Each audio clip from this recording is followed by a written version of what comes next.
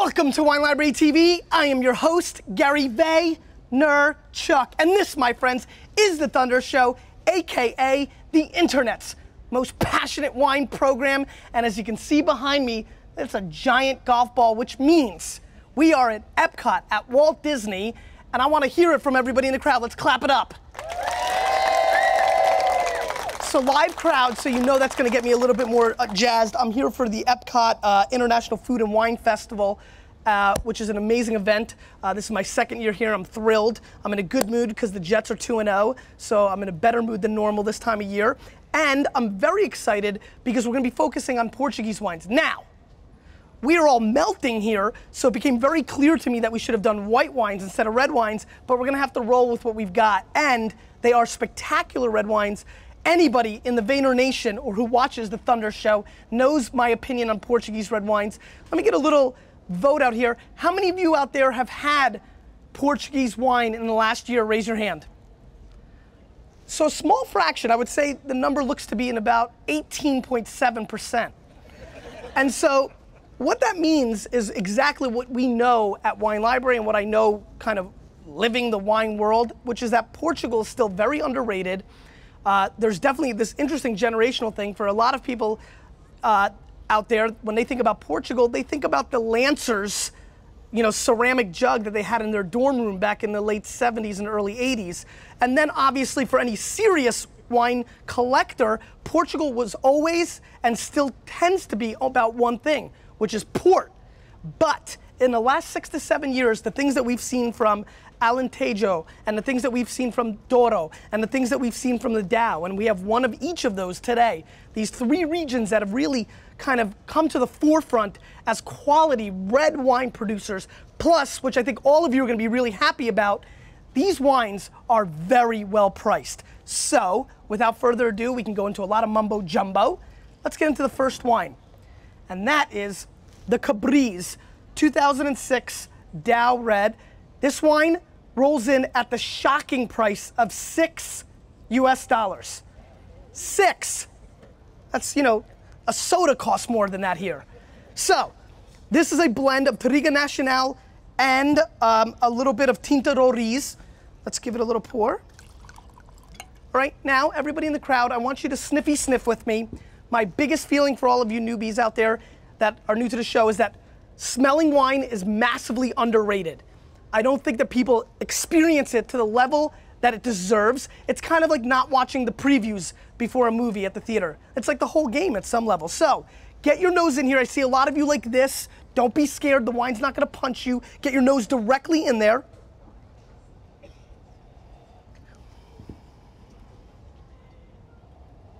The first thing I'm really coming across with is almost this imaginary product, which would be like a clone or mutation of sour cherries meets radishes. So I get this really unique sour cherry nose.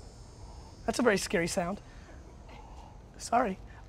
Sour cherries meets radishes. There's also a hint of floral action. Let's give it a whirl.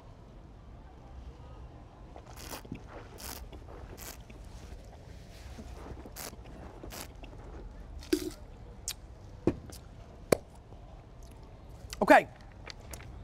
Before I move on, how many of you in the crowd hate this wine? Raise your hand. Hate. 2. Hate's a tough word, guys. Jeez. Dislike. You can't hate and dislike. You only get 1 vote, sir. All right, in between, got it. Okay, only 1 on that in front. Meh. Doesn't do much for you. Okay, about 9 or 10. How many people like this wine? Wow. Clearly they got poured something different, an entire section.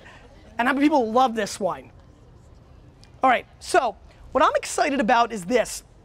I would say about 50% were in the like zone. Obviously the conditions for this wine to excel in this kind of heat is difficult. Most palates are going to, most of you are gonna feel that this wine was more bitter and had a little bit more tannins than you would experience in the confines of one of these lovely buildings. So that's one thing to keep in mind. But I will say, there's a little hint of oakiness. I like this little creamy vanilla action. The sour cherries definitely translated from the nose to the palate. There is almost this kind of herbaceous action in the mid palate that I thought was quite interesting. and it finished fairly well. I mean, at this price point, when you start comparing the wines that are out there at $6, it's considerably better than the majority. To me, it rolls in at about an 86 point wine. I think it's very well made. I think this is the perfect Wednesday night. The kids are pissing you off and you want to watch your favorite TV show and you set the TiVo and you pour this. At this price point, it's not hurting the wallet and it's delivering a solid quality. I'm actually quite surprised. I was very worried about these weather conditions affecting it, but it's showing pretty well, and it's a good start to the show. Let's move on. Wine number 2, Monte de Cal. This is from Alentejo. This is a blend of Aragones and Alicante Bouchet and Alfaquero. These are varietals. Once again, this is not your, let's do a little survey. How many of you in this crowd have had Chardonnay? Raise your hand. Awesome. Pinot Grigio. Awesome. Everybody, by the way. Cabernet Sauvignon. Tremendous. Pinot Noir. Spectacular. How many of you have had Alicante Bouchet? 0. How about Tanat from the Mataron? Very nice. 1. Good work. Nerd. How about Tarantis from Argentina? Very nice. 3, 4, 5. Good. The fact of the matter is, and we always say it on the show and I want to do it for the crowd, we are not drinking enough varietals. So the fact that I know through this experience, even though they're melting their butts off, that they're going to be tasting new varietals is really the mission of the Thunder Show. So let's get a sniffy sniff here. You're all Alicante Bouchet virgins, so this is exciting. Now, I think anybody smelling this wine and that's ever experienced beef jerky and pepper is gonna know exactly what they're smelling. I mean, this smells exactly like beef jerky. And clearly a white pepper component on the nose as well. There's also a little hint of like some black currant. Let's give it a whirl.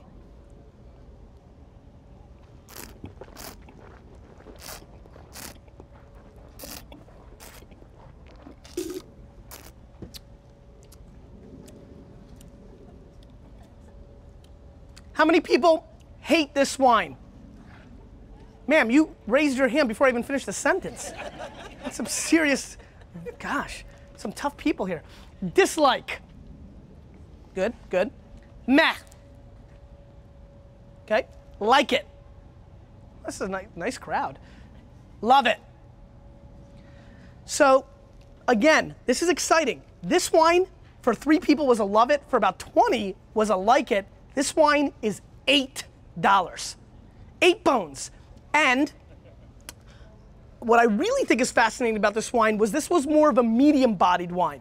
It definitely had, you know, serious complexities that you would normally not see in a wine, definitely not from California, France, or Spain, that would be under 10 bones. It has almost a Bordeaux-like. How many of you felt that it was Bordeaux-like to you on the palate? How about Spanish-like? Okay, a little bit more towards Spanish, and I understand why. There was a little bit of that sunshine, but I feel like this almost had a right bank kind of sensibility to it. It felt Cabernet-like on the tannins. I have a feeling that people that hated or disliked it didn't like it because of the bitterness and the sharp kind of tannins on the back end, almost this high chocolate, high cocoa count, bitter chocolate, if you're into that flavor on the back end. Clearly, how many of you have had mulberries before? How many of you picked up that subtle mulberry flavor on the back end?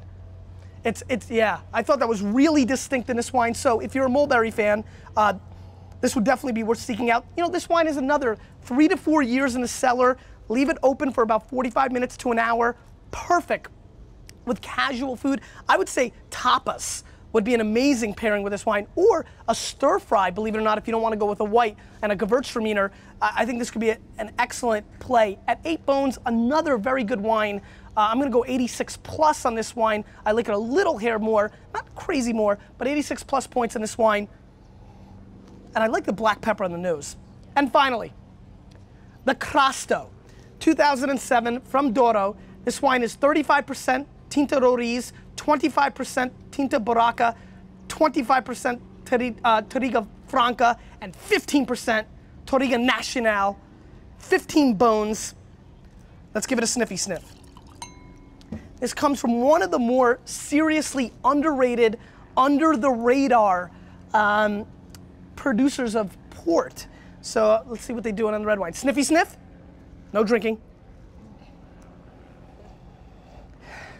How many of you guys like this nose? Okay. Dislike it. Can't smell crap.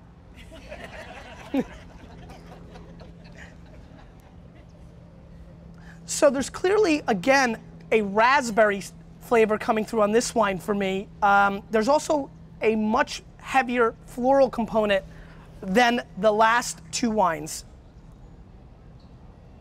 But it is aromatically challenged. I think Mr. USA hat is on point with the can't smell much, because it is aromatically challenged, and that's devastating for me because I don't like wines like that. But a lot of times they come through on the flavor. Let's see if that's the case. Let's give it a whirl.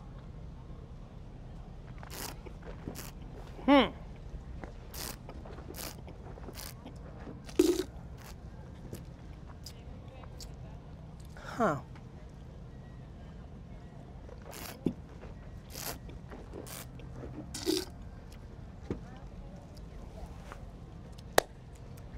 How many people hate this wine? 3. 2, is that a half? How many people dislike this wine? Okay. How many people are meh about this wine? How many people like it? How many people love it? So, very interesting. This is the least popular wine with the crowd. However, my hmms came from the fact that this was pretty oaked. I was surprised how oaky this wine was. I would say for me, it is a little bit of a oak monster, but it didn't completely scare the bejesus out of me. It was there, but it wasn't really scary, right? It's kind of like a baby lion. You know what's coming, but for now, it's cute. So, what I think is interesting is when you get wines that are very oaked, you're gonna have this line in the sand that we just saw. More people disliked it, it was too creamy, kind of. How many people, the people that were meh, dislike, or hate, felt that it was too light and didn't taste like anything? The majority, and I thought so too. What really caught me on this wine was the fact that it kind of disappeared. This wine reminds me a little bit of like the Haunted Mansion over at the, you know, the Kingdom. You know, it's like a ghost. It's just, it disappeared on you, and that bothered me. But I did think it was massively creamy. Iron Man, you loved it because it was so darn smooth? Yeah, I expected more people to like this wine for that reason. It is awfully smooth. Do we agree, crowd-wise, that this wine's very smooth? But you didn't give it enough credit because it was too light. Fair enough, I agree with you guys. I'm gonna score this wine 83 points, but proves everybody's got their own palate, because I'm sure that Iron Man's gonna be pumped to know it's only 15 bones, and it is shockingly smooth. But it's ironic, once again, the thesis of my whole wine world, which is that price has little to no impact on quality. The wine here today that was twice the price of the other two was by far, in a 50-person kind of test case, the least popular. And definitely for my palate, you know, I'm no expert, but I've tasted a crap load of wines in my life. It definitely was thin and not that impressive. Question of the day. Who is your favorite Disney character? You, with a little bit of me and the awesome crowd out here, clap it up for yourselves. And my eyes are burning from my sweat. We are changing the wine world. Thank you.